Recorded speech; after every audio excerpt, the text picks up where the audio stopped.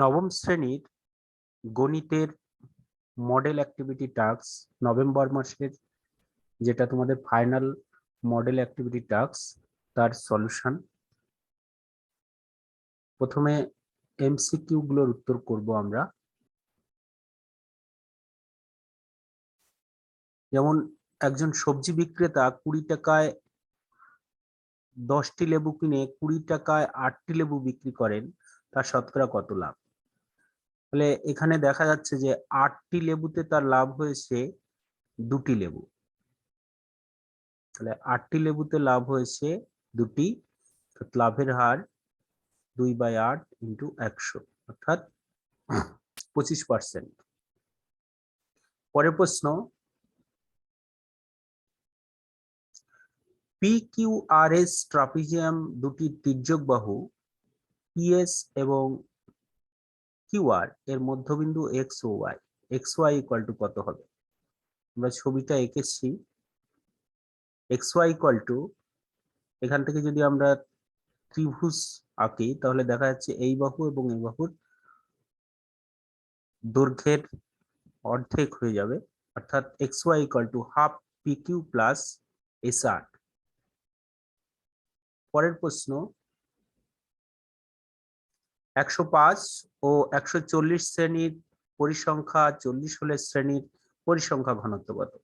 পরিসংখ্যা ঘনত্ব সমান আমরা জানি যে কোন শ্রেণীর পরিসংখ্যা বাই ওই শ্রেণীর শ্রেণী দৈর্ঘ্য, অর্থাৎ শ্রেণীর পরিসংখ্যা হচ্ছে 14 এবং শ্রেণী দৈর্ঘ্য 140 মাইনাস 105, অর্থাৎ 35 সমান 0.4।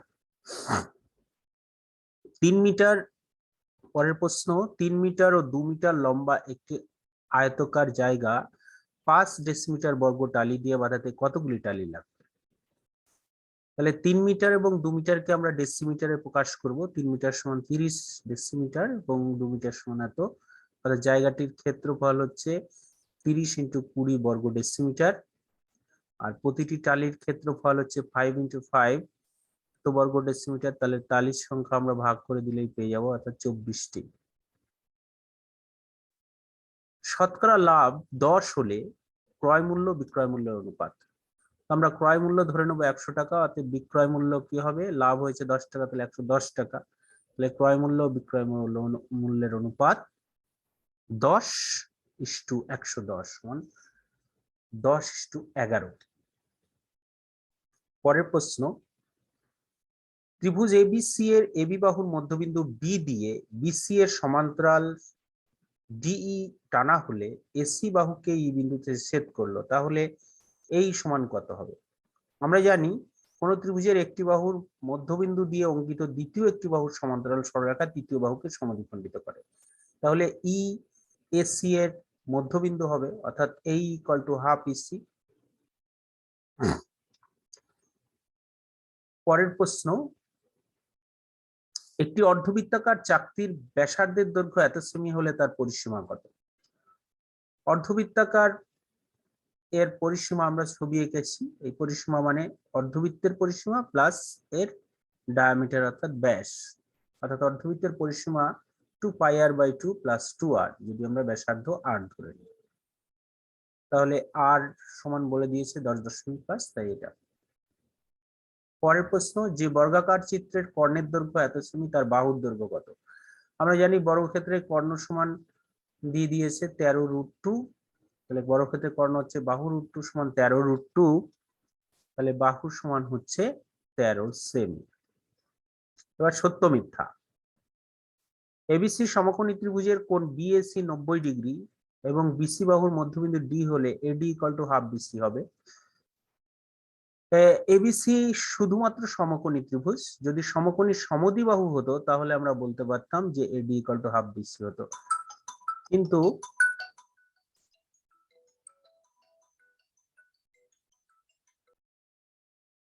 অর্থাৎ ত্রিভুজটি সমকোণী সমদ্বিবাহু হলে AD equal to half BC হতো, কিন্তু এখানে ত্রিভুজটি শুধু সমকোণী, তাই AD not equal to half BC, অর্থাৎ এটা মিথ্যা।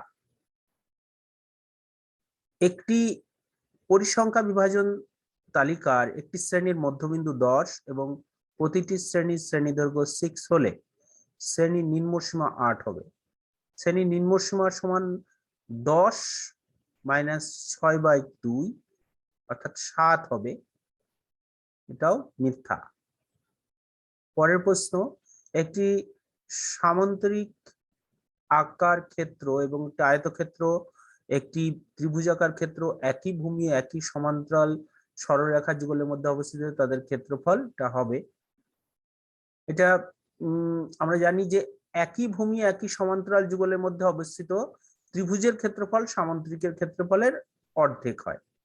তাহলে এখানে লেখা রয়েছে যে ত্রিভুজের ক্ষেত্রফলটা সামান্তরিক এবং আয়তক্ষেত্রের অর্ধেক হয়ে যাচ্ছে, তা নয়। তার মানে সামান্তরিক এবং আয়তক্ষেত্র এর ক্ষেত্রফল ত্রিভুজের ক্ষেত্রফলের দ্বিগুণ, অর্থাৎ এটাও মিথ্যা।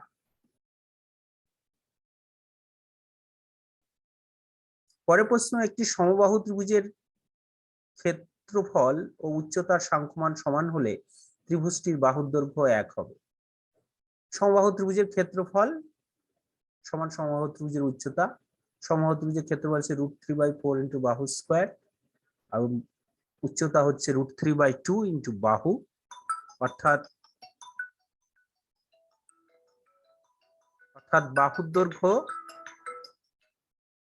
বাহুর দৈর্ঘ্য 2 হবে, অর্থাৎ এটাও মিথ্যা।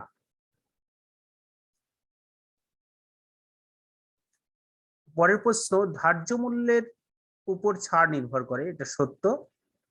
পরের প্রশ্ন, পরিসংখ্যা বহুভুজ অঙ্কনের জন্য প্রথম শ্রেণীর ঠিক আগের শ্রেণী পরিসংখ্যা 0 হবে, এটাও সত্য। পরের প্রশ্ন, একটা বর্গক্ষেত্র এবং একটি রম্বস এর আকার ক্ষেত্রফল সমান না। বর্গক্ষেত্রের ক্ষেত্রফল বেশি হবে, তার কারণ বর্গক্ষেত্রের উচ্চতা বেশি এবং রম্বসের উচ্চতা কম।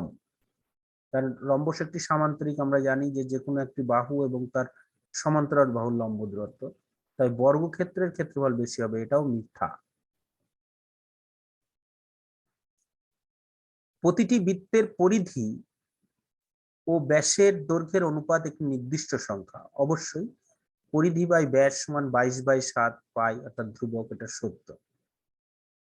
সংক্ষিপ্ত উত্তরধর্মী প্রশ্ন, gx = 2x - 16 বহুপদী সংখ্যামালার সমীকরণটি লেখো। বহুপদী সংখ্যামালার শূন্য নির্ণয় করো। তাহলে বহুপদী সংখ্যামালার শূন্য মানে 2x - 16 = 0 করতে হবে। করে দেখা যাচ্ছে যে x = 8 হচ্ছে, অর্থাৎ বহুপদী সংখ্যামালার শূন্য 8।